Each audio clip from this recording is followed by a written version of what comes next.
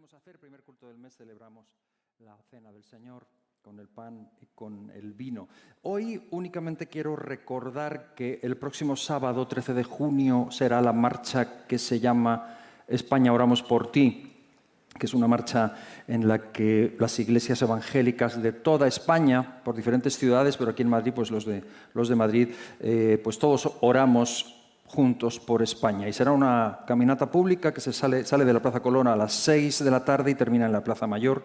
Y tendremos hoy en el hall un stand con información y también para comprar una camiseta que nos identificará a todos. No es necesario apuntarse para ir, simplemente ir allí a la Plaza Colón y es una marcha que estaremos juntos con los hermanos y terminará en la Plaza Mayor. Terminaremos orando allí.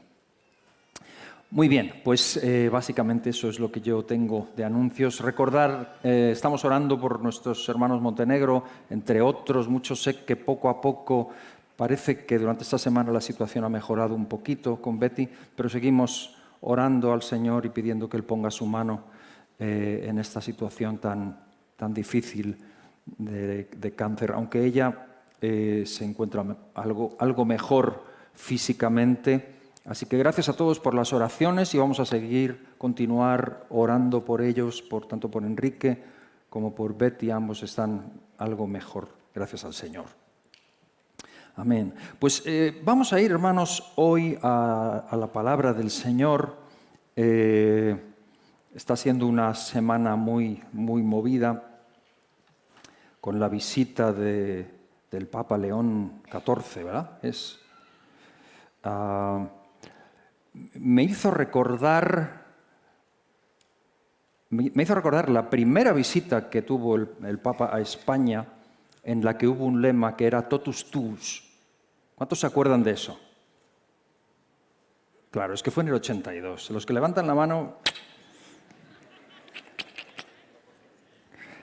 Yo me acuerdo, el totus tuus aquel. Totus tuus, que significa totalmente tuyo. Me lo hizo recordar, me acordé de esto, ¿no? Cuando vino Juan Pablo II, y también por nuestra temática hoy en la palabra del Señor. Estamos en nuestra serie que llamamos Ceguera, leyendo en Malaquías, y el domingo pasado hablamos de este titular, no veo, estamos siempre hablando no veo. Dios dice... sucede esto y el pueblo responde diciendo, pues yo no lo veo, ¿no? El domingo pasado era no veo lo que te cansa, y hablamos de una boca transformada, palabras que cansan a Dios, y hablamos de una relación auténtica con Él y dejamos un reto para cada uno de nosotros, o varios retos. Y hoy vamos a ir un paso más, vamos a leer en el capítulo 3, versículos del 6 al 12. Nuestro título hoy es No veo lo que te debo. No veo lo que te debo. Dentro de la ceguera no veo lo que te debo. Dios reclama que el pueblo le debe algo y el pueblo dice yo no lo veo. Los profesionales o los más especialistas ya saben de qué se trata. Esto realmente es prácticamente lo más conocido de Malaquías, pero quiero aprovechar desde ya para decir que el tema central no son los diezmos. Sí voy a hacer un comentario en cuanto a ello y decir lo que nosotros pensamos, pero pongámonos en pie, por favor, y vamos a leer hoy en Malaquías 3, versículos del 6 al 12, esta es nuestra lectura hoy, y llegamos a este conocido capítulo, conocido pasaje por el que casi todo el mundo identifica a Malaquías. Dice así, Malaquías 3, del 6 al 12. Porque yo, Jehová, no cambio, por esto, hijos de Jacob, no habéis sido consumidos. Recordemos lo que decíamos el domingo pasado. Gracias al Señor, Dios no es como yo. Si Dios fuera tan cambiante como yo, tú no lo has dicho nunca, si yo fuera Dios. Bueno, gracias al Señor que tú no eres Dios. Gracias al Señor que yo no soy Dios, porque Él no es como ninguno de nosotros. Aquí lo dice, porque yo, Jehová, soy como soy, porque no cambio, por eso no habéis sido consumidos. 7. Desde los días de vuestros padres os habéis apartado de mis leyes y no las guardasteis. Volveos a mí. Este es constantemente el llamamiento de Dios. Volveos a mí. Y yo me volveré a vosotros, ha dicho Jehová de los ejércitos. Mas dijisteis, ¿en qué hemos de volvernos? ¿Robará el hombre a Dios? Pues vosotros me habéis robado. Y dijisteis, ¿en qué te hemos robado? En vuestros diezmos y ofrendas. Malditos sois con maldición, porque vosotros, la nación toda, me habéis robado.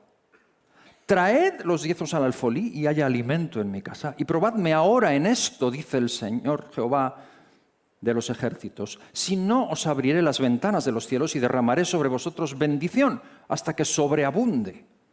Reprenderé también por vosotros al devorador y no os destruirá el fruto de la tierra, ni vuestra vid en el campo será estéril, dice Jehová de los ejércitos. Y todas las naciones os dirán bienaventurados, porque seréis tierra deseable, dice Jehová de los ejércitos. Amén. Vamos a orar. Señor, gracias por tu palabra, por poder leerla también hoy, en este domingo, en este día especial. Señor, bendícela.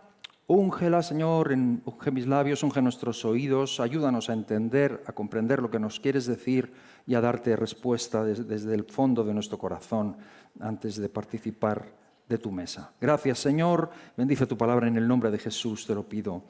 Amén. Amén. Vamos a tomar asiento, hermanos. Gracias. Ok, alguno estará pensando, vale, ya llegamos al tema. Ahora, hoy vamos a hablar de dinero. Y quiero decir desde el principio que el debate sobre el diezmo no es el tema principal. Por más que nos lo parezca, no lo es. Nosotros, menos entre nosotros no somos una iglesia que obliga a los miembros a dar el diezmo, como algunos han dicho o incluso dicen. No lo hemos hecho nunca, nunca lo haremos. Al menos mientras yo sea pastor de esta iglesia, mientras el equipo que estamos pastoreando esta iglesia esté al frente, no es algo que entendemos que sea bíblico. Mi padre, que en paz descanse, que fue el pastor fundador de esta iglesia, a este respecto nos enseñó muy claramente lo que la palabra del Señor muestra acerca de esto. Y eso es algo que aprendimos y que lo sostenemos hasta el día de hoy. Y lo quiero decir como introducción al tema, porque es el tema que sale aquí en la palabra que leemos hoy. Aprendimos de él dos cosas respecto a esto, dos cosas.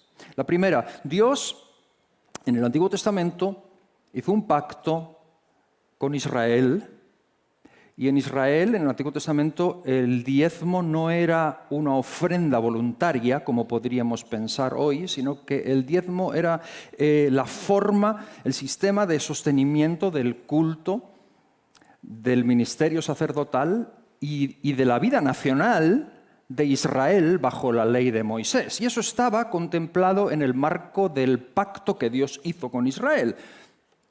Y Dios bendijo ese pacto y puso, entre otras muchas cosas, esta cuestión también, y dijo, si guardáis el pacto os bendeciré, si no guardáis el pacto hay toda una serie de maldiciones que vienen sobre Israel. Esto es lo primero que aprendimos. Lo segundo que aprendimos es que el Nuevo Testamento no reproduce el sistema de diezmos sobre Israel como una obligación legal sobre la Iglesia. Lo que sí enseña el Nuevo Testamento es la responsabilidad y el privilegio voluntario, generoso y gozoso de sostener el Evangelio y aquellos que sirven en el Evangelio. Y hay una diferencia. Jamás como obligación, pero sí como un privilegio y como una responsabilidad. Y eso es algo, y algunos toman el modelo y aluden al modelo del Antiguo Testamento, que era el 10% de sus ingresos, y muchos lo hacen. Yo lo practico, lo creo, porque he visto la bendición de Dios en ello, y lo enseño también no como obligación, sino como una práctica saludable, porque el dinero tiene la capacidad de mostrar como nada dónde están nuestros amores y nuestros anhelos y cuáles son las prioridades en nuestra vida. Por lo tanto, cuando nos acercamos a este tema, es necesario decir, así es como nosotros funcionamos, así es como funciona nuestra iglesia, con diezmos y ofrendas, y creemos en ello. Algunos incluso, yo sé de que hay personas, yo también en alguna ocasión, no siempre, obvio, no siempre, pero sí en alguna ocasión, y yo conozco a gente que les sobra el dinero y que han decidido dar al Señor más del diezmo. Porque entienden, y con razón, que el nuevo pacto es mejor que el antiguo pacto. Y si en el antiguo pacto era un diezmo y ahora recibimos más del Señor, ¿por qué no voy a darle yo más al Señor? Y no les falta razón en ello. pero nunca como una obligación sobre nadie. Y te voy a decir algo. Si, donde existe coacción, donde existe manipulación, donde existen amenazas y donde existen profecías o promesas comerciales de prosperidad a cambio de dinero, estamos saliéndonos del terreno del Evangelio y estamos entrando en un terreno del que no vale la pena ni hablar. Y es importante decir eso, más en un tiempo como el que vivimos hoy, en el que hay mucha gente que trae heridas o que ha sido manipulada y hay una enorme confusión con este tema. Y es importante decirlo, en una sociedad como la nuestra, que está tan rodeada de un ambiente de corrupción normalizada. Y parece que cualquiera que tenga, o sea, que es algo normal. No es así, ni bíblicamente, ni entre nosotros, ni es lo que la palabra del Señor nos enseña. Y cuando hablamos aquí, entramos en Malaquías, en este pasaje que hemos leído. De hecho, hermanos, cuando lo leemos, yo creo que Malaquías no está hablando de eso primordialmente. Malaquías de lo que está hablando es de que el pueblo ha desplazado a Dios del lugar central que le corresponde. Y el dinero es solamente un síntoma de lo que está pasando. Cualquiera que sea médico aquí o que esté familiarizado con el mundo de la medicina sabe que una cosa es la patología y otra cosa es la sintomatología. Bien, lo que está pasando a Israel es que ha sacado a Dios del centro, esa es la cuestión primordial. Él ya no ocupa el lugar que le corresponde. Por lo tanto, Malaquías, cuando escribe esto, no está denunciando una cuestión administrativa, sino una cuestión espiritual de fondo, como en todo el libro.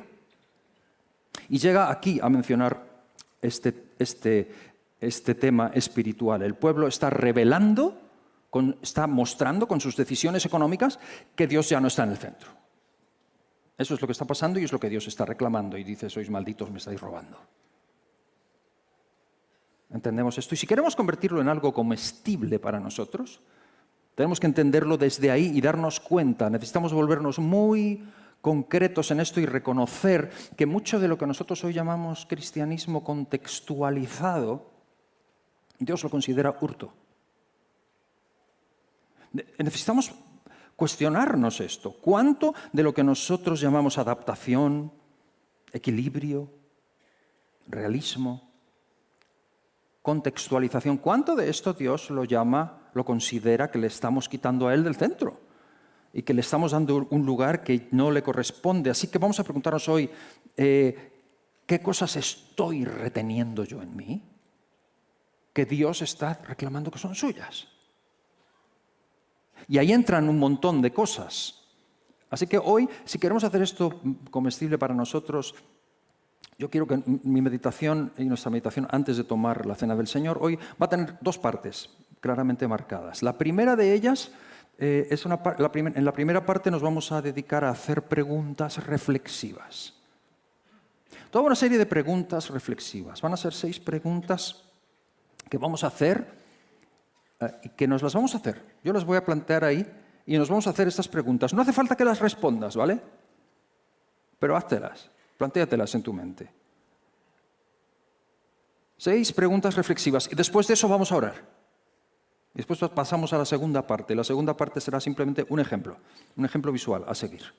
Un ejemplo que podemos tomar para seguirlo, y es un ejemplo neotestamentario, ya te lo adelanto. No tiene que ver con el Antiguo Testamento, sino con el Nuevo. Es aplicable a nosotros. No vamos a estar hablando de algo fuera de lugar o fuera de contexto. Así que vamos a la primera parte. Comenzamos una serie de preguntas reflexivas y después oramos, ¿vale? Prepárate para ello. Son preguntas que todas tienen una misma fórmula, comienzan diciendo ¿quién es el dueño de? ¿Quién es el dueño de? ¿Quién manda? ¿Quién está al volante en esto? Y recuerda que no son para el de al lado, ¿vale? Son para ti. Son para ti mismo. Háztelas a ti mismo. Todas tratan quiero advertir esto, todas tratan de áreas de nuestra vida que son muy privadas, que el mundo nos las hace ver como privadas. ¿Cómo que ahí no tiene que entrar nadie? ¿Cómo que quién es el dueño? Yo, por supuesto. Vas a decidir otro por mí. No, hombre, el dueño de esto soy yo. O sea que es algo muy privado. La sociedad de hoy nos lo hace ver como privado. ¿vale? Pero claro, la relación con Jesucristo es una relación, la relación que Dios quiere con su pueblo es una relación muy cercana en la que, claro, nos garantiza la salvación, somos salvos por Él, pero también tiene implícito el señorío de Cristo. Y cuando el señorío de Cristo es una realidad, entonces tiene sentido la pregunta, ¿quién es el dueño de esto? ¿Quién realmente está mandando aquí? Entonces, ¿te animas a que las hagamos? Vamos a hacérnoslas y vamos a reflexionarlas. Y, escucha, la clave no es preguntar simplemente quién es el dueño de esto y pasar a la siguiente. La clave es cuestionarnos cómo se ve una vida, qué pinta tiene una vida en la que Dios es el dueño de estas cosas. ¿Qué pinta tiene una vida en la que yo soy el dueño de estas cosas? ¿No? Vamos a pensar, vamos a hacer un ejercicio de reflexión en esta primera parte y luego oramos. Así que vamos rápidamente con ello. Primera pregunta, son 6. El primero, ¿quién es el dueño de mi agenda? ¿Quién es el dueño de mi agenda? Aquí hablamos de tiempo, porque claro, cuando ponemos a Dios como dueño, pensamos en muchas cosas más que el dinero. Por supuesto también el dinero, claro que sí, porque revela mucho, pero muchas cosas más. Por ejemplo, ¿quién es el dueño de mi agenda? ¿Quién es el dueño de mi tiempo, ¿no? El mundo lo tiene claro, mi agenda la marco yo. Yo soy el dueño de mi agenda. Nadie más tiene derecho. Claro, la pregunta no es si tienes una agenda muy apretada o muy holgada. La pregunta no es si tu agenda está muy llena o si no está muy llena. La pregunta real es, ¿tiene Dios permiso para interrumpir tu agenda? ¿Tiene Dios permiso para intervenir y hacer lo que Él quiera? ¿Tiene derecho? Yo tengo que pensar automáticamente en el buen samaritano. La parábola del buen samaritano que nos gusta tanto, qué bonita, y cantamos y no sé qué, sí. Pero básicamente aquí lo que pasó es que hubo unos señores que no permitieron que Dios interfiriera en su agenda. ¿Tiene Dios permiso para interferir en mi agenda? ¿O cada minuto ya pertenece a mis prioridades? ¿Encuentra Dios hueco en mi semana o solo las sobras? ¿A quién pertenece mi agenda? Porque una cosa es decir que el Señor es Señor de mi vida y otra cosa es que tenga acceso real a nuestro tiempo. Segunda pregunta. ¿Quién es el dueño de mis decisiones? Otra, del día a día. Pues ¿quién va a ser yo? Yo decido, ¿no? ¿Quién es el dueño de mis decisiones? Míralo bien.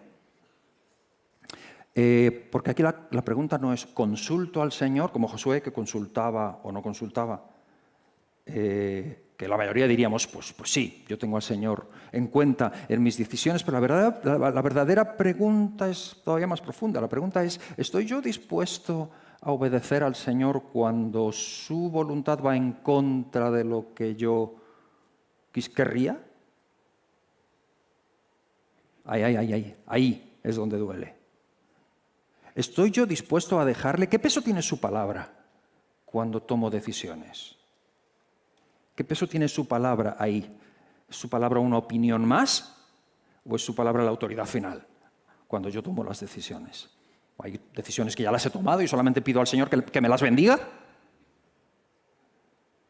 ¿Quién toma las decisiones? Tercera. Tú reflexiónalo, no digas nada. Otra. ¿Quién es el dueño de mi vocación?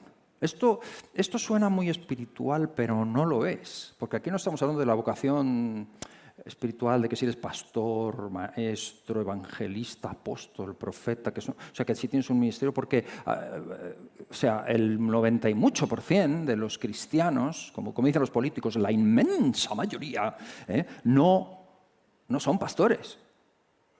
O sea, la mayoría pues somos, o músicos, o amas de casa, o trabajas en una fábrica, o trabajas en una oficina, o en un banco, o en donde estés, ¿no? Entonces, hablo de eso, esto que nos parece carnal, el trabajo del día a día. Otra vez, hablamos de mi vida entera. Veo mi profesión como un elemento para servirme del Señor o para servirle a Él. ¿Qué pasaría si Dios te pidiera usar tus habilidades profesionales de otra forma que como las estás usando ahora? Moisés era catedrático en la Universidad de Egipto. Y Dios le pone de pastor de ovejas en el desierto, luego a liderar al pueblo, ¿no? Pero Pedro era pescador. Jesús lo llama y lo hace otra cosa, pescador de hombres, ¿no? Pablo era un intelectual y le encuentras diciendo basura, todo basura, por conocer a Cristo. O sea, ¿qué pasa? ¿Quién es el dueño de mi vocación? ¿Veo mi profesión como un medio para servirme o no? ¿Mi identidad dónde está? ¿En lo que hago como profesional o en aquel al que pertenezco? ¿Qué soy antes, el profesional o su hijo? ¿No? Porque muchos entregamos al Señor el domingo, pero mi carrera, mi profesión es más bien una cosa individual, mía particular, aparte. ¿Quién es el dueño de mi vocación? Es una buena pregunta. Otra. ¿Quién es el dueño de mis relaciones? Aquí hablamos de personas. ¿Quién es el dueño de mis relaciones? Esta nos toca muy de cerca. ¿Permito a Dios que me diga cómo amar? ¿Permito a Dios que me diga cómo perdonar? ¿Permito a Dios que me diga cómo debo tratar a la gente? ¿Uso mis relaciones como un lugar en el que Dios gobierna o las uso como para hacer lo que yo considero lícito, independientemente de lo que Él dice? Dicho de otra forma, ¿cómo escojo mis prioridades relacionales? Buena pregunta. Otra. ¿Quién es el dueño de mi dinero? Ok, tocamos el tema. Claro que sí. Y es como la viuda. La gran pregunta no es ¿cuánto doy? Sino ¿qué parte de mis posesiones no le pertenecen a Él? ¿Qué de lo que tengo yo soy el dueño y yo no? Y también, o sea, ¿qué revela la manera en que gasto mi dinero acerca de dónde están mis amores? ¿Mi manera en que gasto el dinero responde a mis convicciones o a mis impulsos? Ahí estamos todos, retratados, todos. Yo, por ejemplo, yo voy de compras con mi esposa y yo siempre me quejo. Pasamos por una zapatería y mi esposa, yo creo que ha venido el rapto. Porque zapatos, o sea, otra cosa no, pero zapatos, ella podría ver... Claro, y yo me subo por las paredes, porque yo llevo 10 minutos en una zapatería y me empiezan a doler los riñones ya. Ahora, que no pasemos por una librería, porque al que se le van los ojos es a mí. Y ahí me puedo tirar horas y no me duele nada. La que va dando vueltas y subiéndose por las paredes es ella.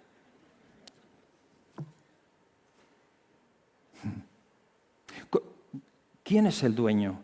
Porque, yo lo confieso, yo soy capaz de gastar dinero por un buen libro, que yo considero bueno, que es un buen libro, que yo lo considero bueno, ¿no?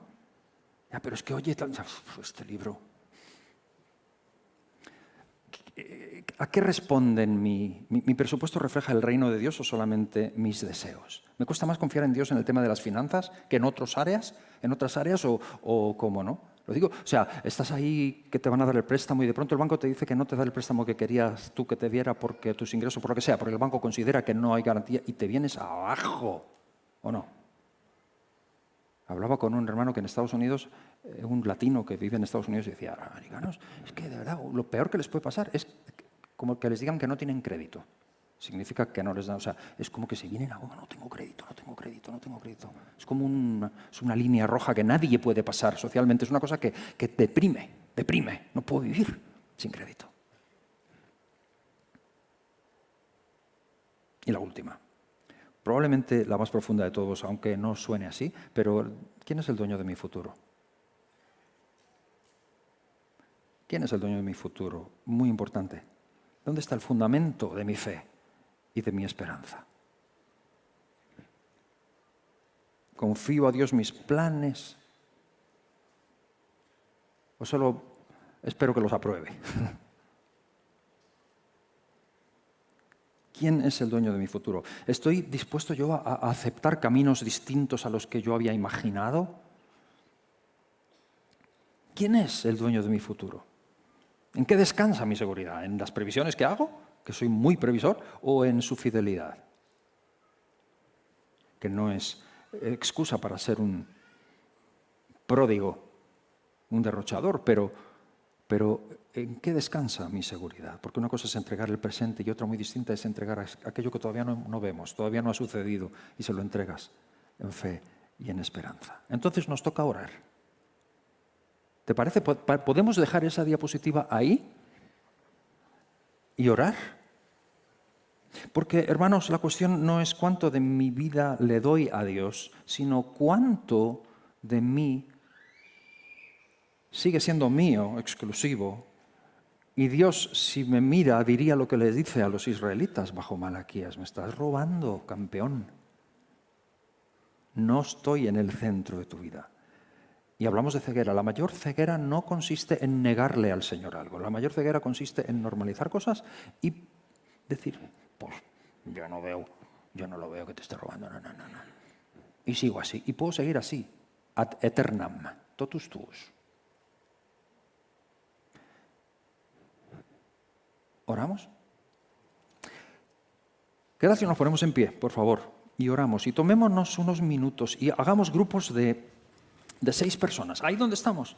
Rompe filas, haz como quieras, pero júntate. Digo 6 porque son 6 y podemos orar.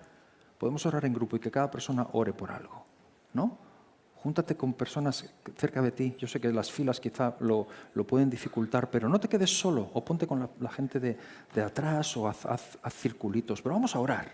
Vamos a orar y vamos a pedirle al Señor. Oraciones breves, ¿vale? No vamos a convertirlo en una vigilia, porque vamos todavía a ir a la segunda parte y después vamos a participar de la cena del Señor. Pero vamos a orar y vamos a pedirle al Señor.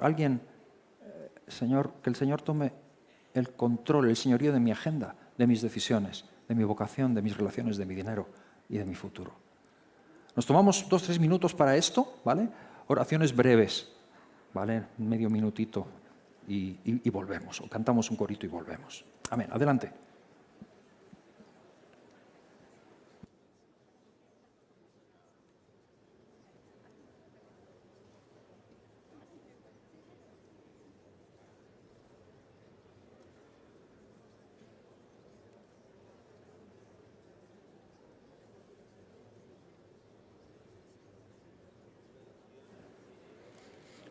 Lo que sea.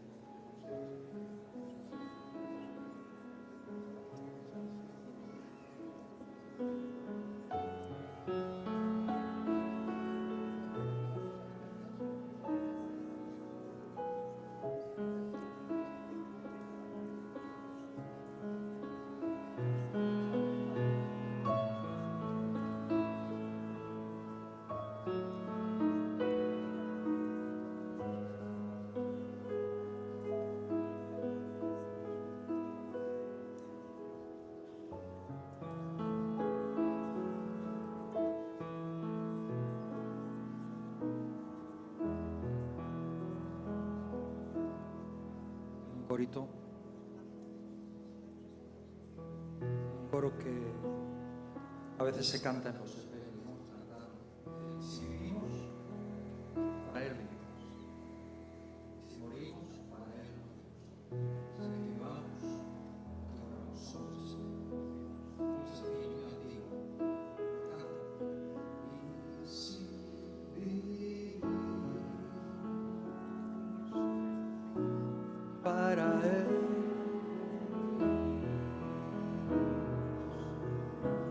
Y si morimos, para Él morimos, sea que vivamos o que muramos, somos del Señor. Somos del Señor. Y si vivimos,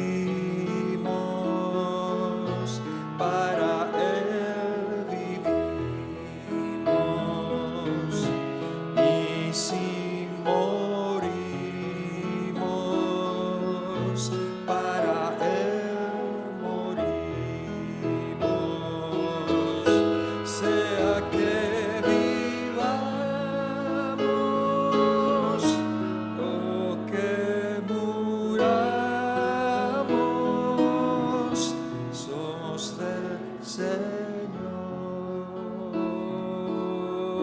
somos del Señor.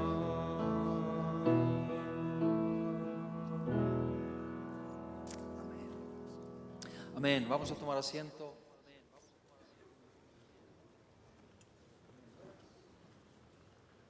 Buenas preguntas.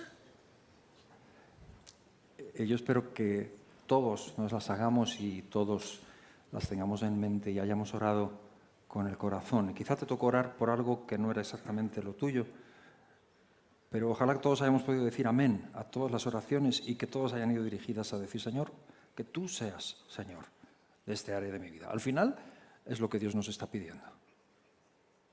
El problema del pueblo de Israel en Malaquías no era, como podemos ver, un tema de falta de generosidad. El problema era que Dios había perdido la centralidad, ¿no? Así que vamos a la segunda parte. La segunda parte, como dije, es simplemente un ejemplo a seguir. En esta segunda parte quiero mostrar un ejemplo que a mí me parece muy bueno, muy masticable para nosotros, porque es un ejemplo neotestamentario. Es un ejemplo del Nuevo Testamento y no es otro que el apóstol Pablo. Yo soy un gran admirador de Pablo, lo confieso. No soy un experto en la teología paulina, como algunos se han metido mucho. Hay mucho ahí que explorar y mucho que decir, pero Pablo es un hombre que independientemente... Voy a pedir a dos hermanitos, dos actores que he pedido que me acompañen, que vengan aquí, se sienten aquí en estas sillas y vamos a ver un ejemplo visual para recordarlo. Gracias, chicos. Pablo, aparte de su ministerio, su unción, su apostolado, todo lo que él tiene, que es indudable, a mí lo que me vuela la cabeza de Pablo es su actitud, su mentalidad. Es como cuando hablas de Rafa Nadal. Independientemente de que tiene una técnica, lo que sea, sabe jugar muy bien al tal, pero de aquí, yo es que a los rivales los aburría, porque era una cosa de que y sigo y voy. Y tú ves a Pablo, Pablo es una cosa así. Y yo creo que esa actitud que cuadra mucho con la predicación, gracias chicos, enseguida os voy a pedir que lo deis todo, ¿vale? Todavía no. El problema en Malaquías no nace en el capítulo 3 que hemos leído hoy, nace en el capítulo 1, cuando Dios dice, os he amado.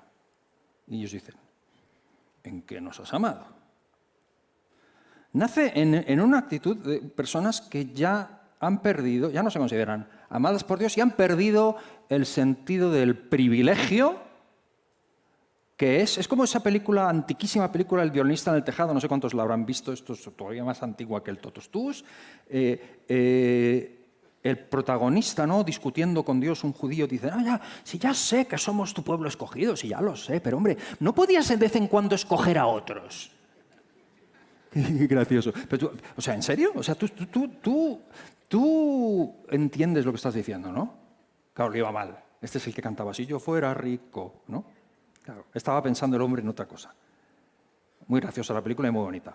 Pero esa actitud, ¿no? Yo veo, Pablo, esto todo, esta mentalidad, Pablo la soluciona de un plumazo cuando escribe lo que quiero que podamos leer juntos en Romanos 1, del 13 al 15, si lo podemos ver ahí, dice así: no quiero, hermanos, que ignoréis que muchas veces me he propuesto ir a vosotros, pero hasta ahora he sido estorbado, para tener también entre vosotros algún fruto como entre los demás gentiles. A griegos y a no griegos, a sabios y a no sabios, y con énfasis especial le he puesto yo ahí en amarillito, soy deudor.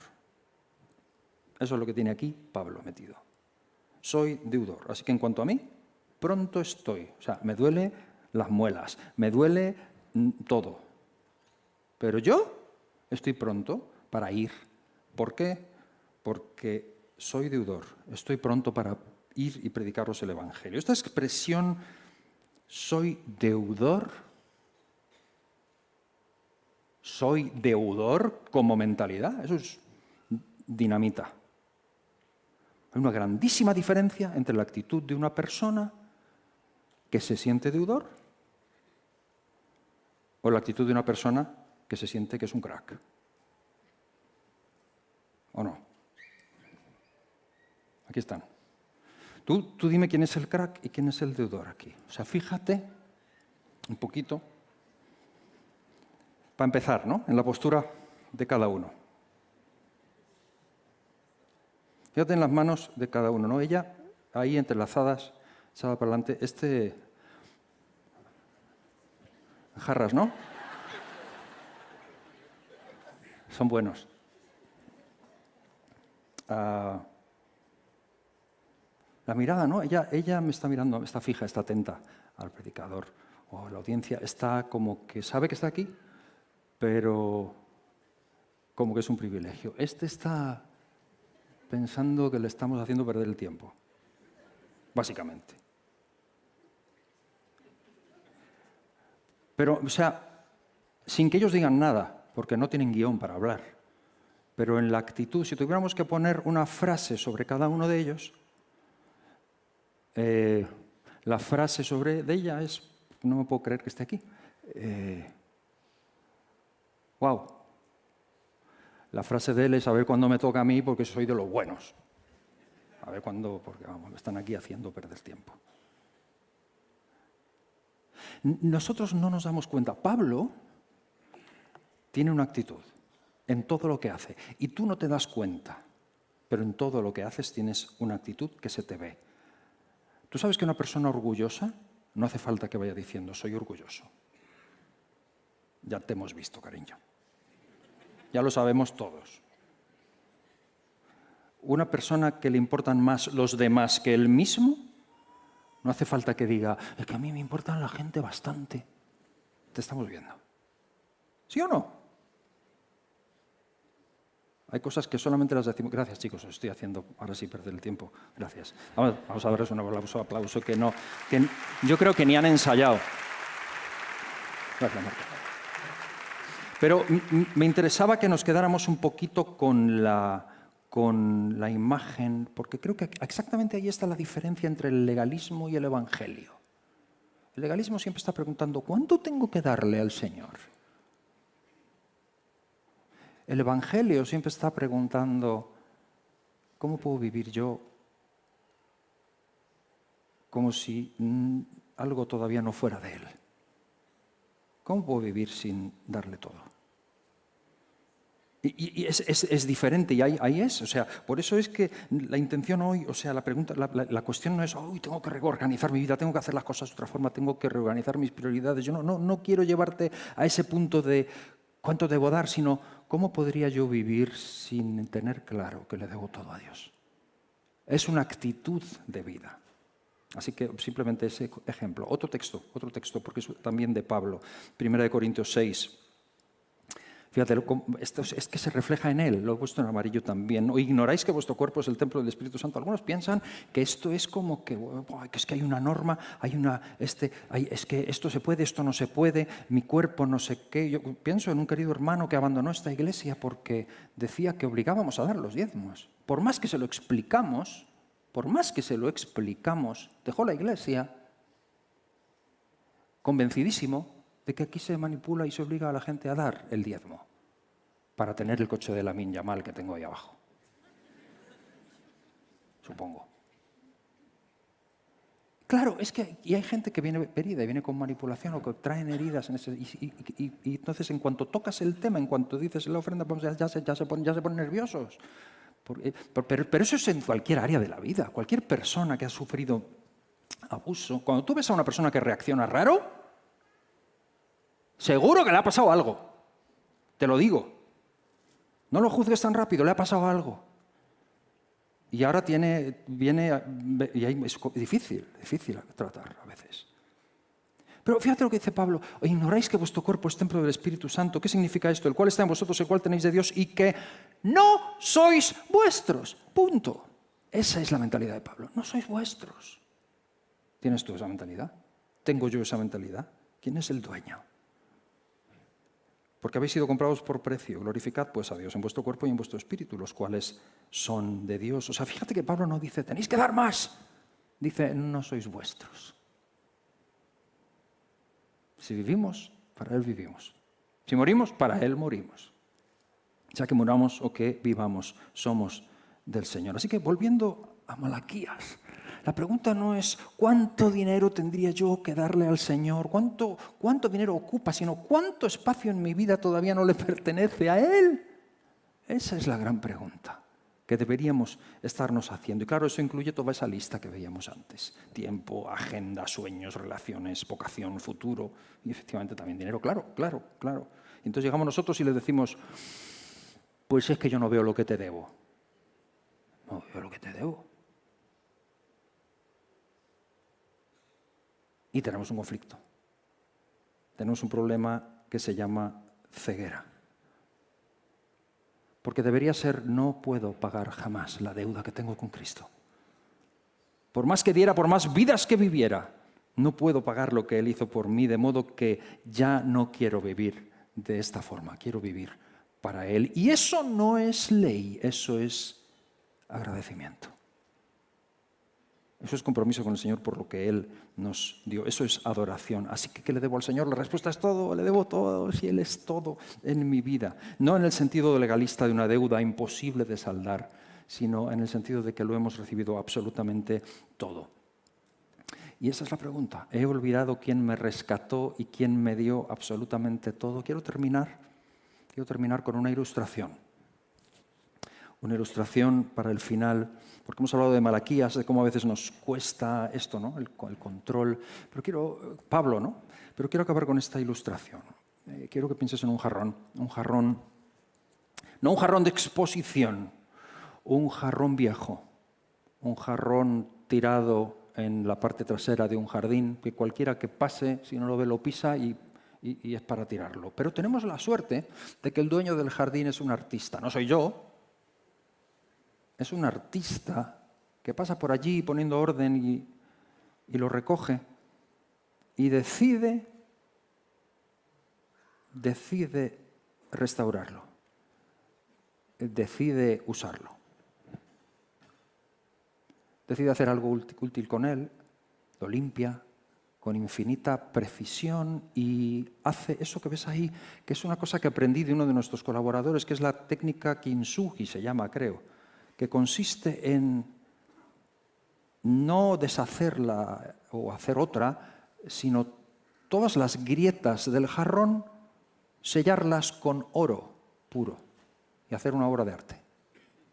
Es una técnica japonesa y son carísimos estos jarrones. Se llama la técnica kintsugi, búscalo por ahí. Ahora resulta que el jarrón, todas sus heridas brillan ahora. Ahora, si el jarrón tuviera voz, tendría dos caminos. Los hemos visto aquí representados. Podría decir, wow, vaya tela de pieza cara que soy. Ya puede estar contento el dueño de tenerme y el resto de los objetos aquí en esta casa, porque ahora el dueño lo pone en el recibidor. Ahora sí es una exposición. Buah, estos pueden estar contentos porque yo realzo el ambiente. O sea, es que conmigo aquí esto es otra cosa. ¿No es ridículo? ¿No es grotesco que se olvide el jarrón de que su lugar natural era el vertedero? ¿No? Tiene otro camino. Tiene otro camino. Tiene el camino de mirarse las heridas, mirar su restauración, mirar las manos del artista. Que, spoiler, tienen señales las manos. Y decir, todo lo que soy y todo lo que valgo es porque me restauró. ¿No? Son formas distintas de afrontar la vida, señores. Son formas distintas de vivir. Son maneras diferentes. Iglesia, nosotros somos ese jarrón. Tú y yo somos ese jarrón. ¿Qué voz le damos? Porque ni siquiera hace falta hablar muy alto. Como solía decir un amigo, lo que haces habla tan fuerte que no me deja escuchar lo que dices. Nosotros somos ese jarrón. Cuando Malaquías nos confronta sobre a quién le pertenece y quién es el dueño de ciertas áreas de nuestra vida y descubrimos que estamos exigiendo derechos y que estamos siendo mezquinos con Dios, cuando llegamos a ese punto en el que decimos me merezco lo mejor y qué suerte tienen los que están a mi alrededor de tenerme, sin darnos cuenta estamos haciendo la del jarrón orgulloso. Pablo entendió el Evangelio. Y Pablo lo entendió porque se supo, desde el principio se supo, jarrón restaurado. Y por eso dice, soy deudor. Me he hecho cruces 1000 veces. ¿Qué diantre le debe Pablo a los romanos ni a los griegos? ¿Qué deudor? No le des más vueltas, lo dice por eso. Lo dice porque sabe quién le restauró. Es por eso. No hay otra forma de entenderlo. Pablo, que va a deber a nadie, se tenía la vida solucionada. ¿Soy deudor de qué? ¿Cómo te metes en ese berenjenal y acabas en la cárcel? Es que soy deudor y en lo que respecta a mí estoy pronto, voy a donde haga falta. Cuando la luz lo tira al suelo, su pregunta es, ¿qué quieres que haga yo? Soy deudor. Así que cuando leemos esto de Malaquías, cuando nos damos cuenta de que fuimos rescatados así, por pura misericordia y sin merecerlo, cuando tú entiendes eso, tú no le regateas al Señor nada, tú no le estás diciendo al Señor si le debes dar el diezmo o si le debes dar el vientésimo o el quintésimo. Entiendes que eres suyo y eso se parece muchísimo más a Romanos que a una campaña de recaudación. ¿Entendemos eso?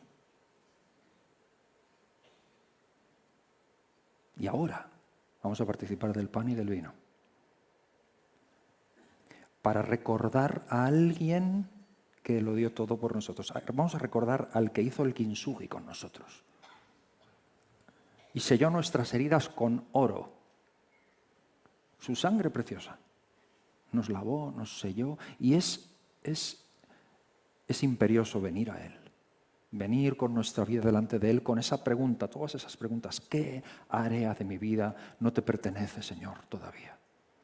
Y que eso nos transforme y nos haga tomar decisiones. Entonces voy a pedir a los músicos, por favor, que ellos pasen aquí, nos dirijan en este tiempo, porque queremos tomar el pan y el vino y hacerlo en adoración a Dios. Y quiero invitaros a todos a que este tiempo sea un tiempo en el que, mientras vamos pasando nuestra costumbre, siempre es participar todos aquellos que han pasado por las aguas del bautismo, porque entendemos que el bautismo es algo que nos une a la Iglesia, ¿no? Y esa es nuestra costumbre y nuestra forma de celebrarlo. Si alguien nos está visitando de cualquier otra congregación y en plena comunión, también participe con nosotros en este momento. Si no has dado ese paso todavía, pues nuestra costumbre es esperar hasta que ese momento llegue, ¿no? Pero todos los demás, vamos a participar como dice la palabra de Dios, discerniendo y mirando al que nos rescató, al que nos salvó de nuestros pecados con su propia sangre, al que nos ha hecho reyes y sacerdotes para Dios su Padre. A Él sea la gloria y el imperio por los siglos de los siglos. Es un tiempo de pensar en Él, es un tiempo de traer nuestras vidas a Él y de rememorar lo que Él ha hecho en nosotros. Y así voy a pedir que nos pongamos en pie.